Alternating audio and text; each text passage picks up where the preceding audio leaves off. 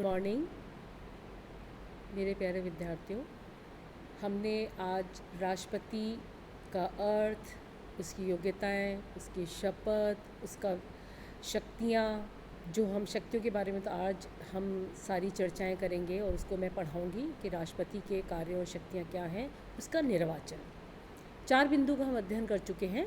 अब हमारा जो नेक्स्ट बिंदु आता है वो है राष्ट्रपति के कार्य तथा शक्तियाँ, जिसको हमने भाग 3 के रूप में लिया है।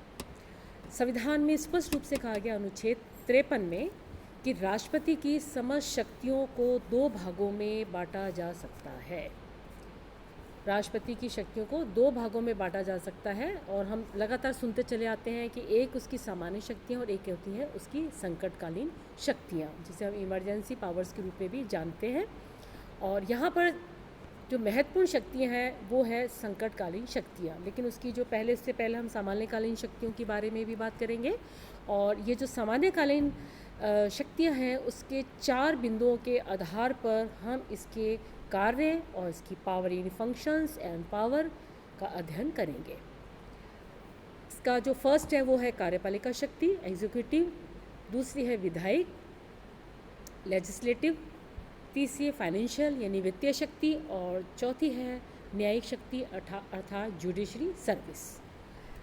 ये जो 4 शक्तियां हैं ये इसके सामान्य यानी जो जनरल इसको अधिकार संविधान में दिए गए हैं उनके बारे में हम पढ़ेंगे। अब महत्वपूर्ण जो हम कार्यपालिका शक्ति से रिलेटेड बात करेंगे उसमें इसकी नियुक्ति संबंधी शक्तियां हैं। अभी नियुक्ति संबंधी शक्तियों में जैसे प्रधानमंत्री की सलाह से अन्य मंत्री, राज्यों के राज्यपाल, उच्चतम न्यायालय, उच्च न्यायालय के न्यायाधीश, महालेखा परीक्षक, संघीय लोक सेवा आयोग के अध्यक्ष, सदस्य व विदेशों में राजदूत आदि, इनकी नियुक्ति और उनको पद से हटाने दोनों का अधिकार इंडियन जो प्रेसिडेंट है उसको प्राप्त है। ये बड़ा महत्वपूर्ण है क्योंकि जब ये नियुक्ति की जाती है तो ये नियुक्ति के जो कार्य हैं, इसके पद पे जो बैठे हुए व्यक्ति हैं वो संपूर्ण भारत के लिए कार्य करते हैं। दूसरा आता है कि संसद का अधिवेशन, लोकसभा का विघटन, दोनों सदनों की संयुक्त बैठक में अभिभाषण राष्ट्रपति के द्वारा दिया जाता है और राज्यसभा के जो 12 सदस्यों को मनोनीत किया जाता है वो भी राष्ट्रपति करता है। और अध्यादेश जारी करने का अधिकार एकमात्र केवल राष्ट्रपति को प्राप्त है। ये इसकी सामान्यकालीन कुछ ऐसी शक्तियाँ थीं कार्यपालिका संबंधी जो हमने बात करी है। फिर आती है इसकी विधायी यानी वित्तीय शक्ति यानी फाइनेंशियल शक्तियाँ यानी पावर। इसके पहले जब हम इसकी कार्यपालिका शक्ति के बारे में बात करते हैं तो इसमें एक और जोड़ सकते हैं कि वह सर्वोच्च सेनापति के रूप में भी राष्ट्रपति कार्य करता है। अब विधायी शक्ति जो इसको प्राप्त है उसमें मैंने आपको बता दिया था संसद का अधिवेशन, और तीसरा जो आता है वो आता है फाइनेंशियल पावर। ये मैं आपको इससे माध्यम से समझा देती हूँ कि जो फाइनेंशियल शक्ति है इसका यह है कि भारत का जो राष्ट्रपति है भारतीय संघ की कार्यपालिका का वैधानिक तो प्रधान है, भारत की संसद का भी अभिन्न अंग माना जाता है। उसे विधायी क्षेत्र का प्रशासन का अधिकार है जिसमें राष्ट्रपति को विधायी क्षेत्र के प्रशासन में अनेक पावर हैं और इसमें संसद से संबंधित हो गई। और जो अभिभाषण देता है दोनों सदनों के मध्य, उसमें ब्रिटेन के सम्राट के भाषण की तरह ही शासन की नीति का वर्णन किया जा सकता है। यहाँ पर राष्ट्रपति को विधेयक का निषेधाधिकार का भी प्रयोग है। ये बड़ा इम्पॉर्टेंट है, विशेषाधिकार।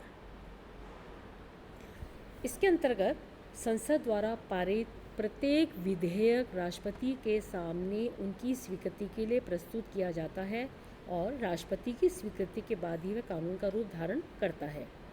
वह विधेयक को अपनी इच्छानुसार स्वीकार कर सकता है और साधारण विधेयक को कुछ सुझावों के साथ पुनः विचार के लिए संसद को भी लौटा सकता है। लेकिन यहाँ पर यह ध्यान देने बात है कि यदि वह विधेयक संसद द्वारा पुनः संशोधन या बिना संशोधन के पारित कर दिया जाता है तो राष्ट्रपति को दूसरी बार उसे स्वीकृति देनी ही पड़ती है। इस प्रकार राष्ट्रपति की निषेधाधिकार शक्ति अंतिम नहीं है। इस संबंध में अमेरिकी राष्ट्रपति की शक्ति वास्तविक और अधिक प्रभावशाली होती है। अब आता है कि उसे एक अध्यादेश जारी करने का भी अधिकार है। अध्यादेश का मतलब है कि संसद द्वारा पास किए गए अधिनियमों के समान ही मान्यता और प्रभाव प्राप्त होता है। जिस समय भारत की संसद का अधिवेशन नहीं हो रहा हो, उस समय राष्ट्रपति को अध्यादेश जारी करने का अधिकार है। ये थी उसकी कुछ विधायी शक्तियाँ। न्यायिक शक्तियों में वह अपराधियों को क्षमा प्रदान कर सकता है, दंड को स्थगित कर सकता है, दंड को कम कर सकता है। ये इसके न्यायिक क्षेत्र में कुछ शक्तियाँ हैं।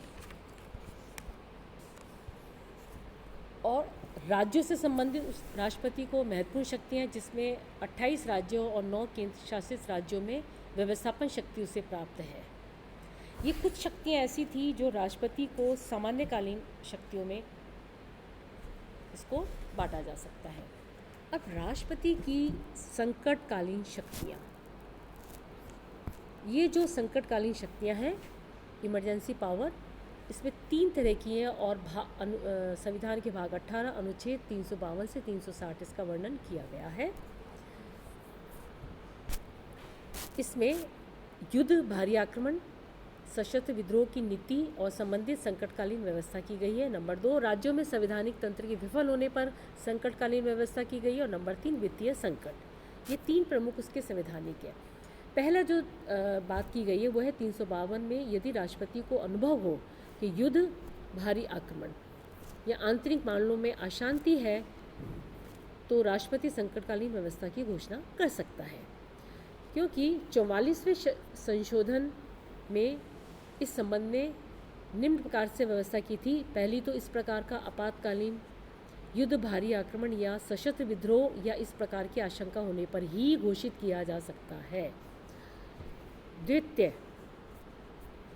मंत्रिमंडल लिखित रूप से राष्ट्रपति को परामर्श दे। तीसरा, 1 माह के अंदर संसद के विशेष बहुमत से इसकी स्वीकृति आवश्यक होगी और इसे लागू करने के लिए 6 माह स्वीकृति जरूरी है।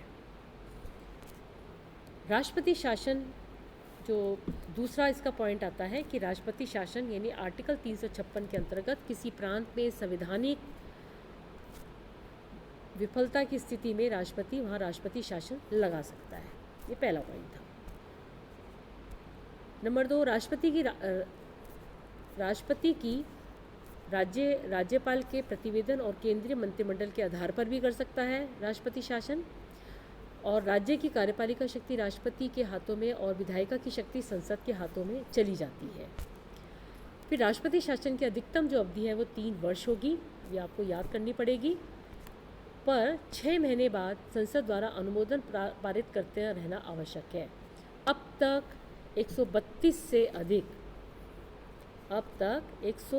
से अधिक बार आर्टिकल 358 के अधीन सरकार संकटकालीन घोषित किया जा चुका है। इसका कांग्रेस ने 93 बार यानी 93 बार यूज़ किया है।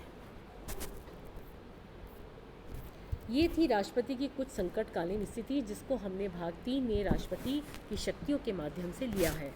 जो भाग 4 है, हम उसका नेक्स्ट शॉर्ट में बात करेंगे। इस प्रकार से हमारा राष्ट्रपति की शक्तियाँ और ये समाप्त होती है।